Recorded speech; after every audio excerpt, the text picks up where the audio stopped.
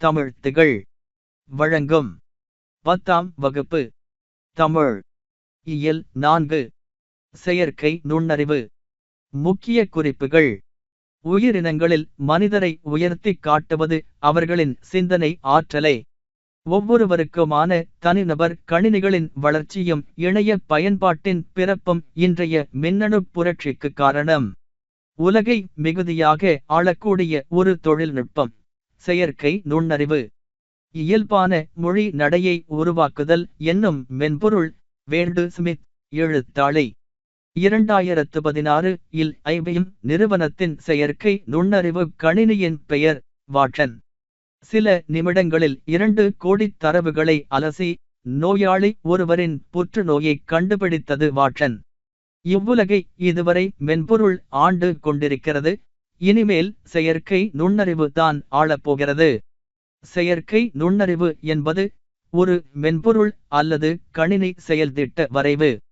இந்தியாவின் பெரிய வங்கியான பாரத ஸ்டேட் வங்கி உருவாக்கிய உரையாடும் மென்பொருள் இலா. செயற்கை நுண்ணறிவின் மிகுதியான வளர்ச்சியால் தரவு அறிவியலாளர்களின் தேவை கூடி உள்ளது.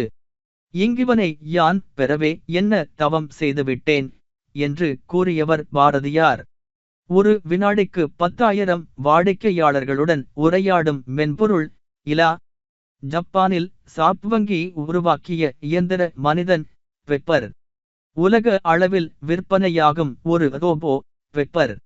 மனிதரின் முகபாவனைகளில் இருந்து உணர்வுகளை புரிந்து கொண்டு அதற்கேற்ப செயல்படும் ரோபோ பெப்பர்.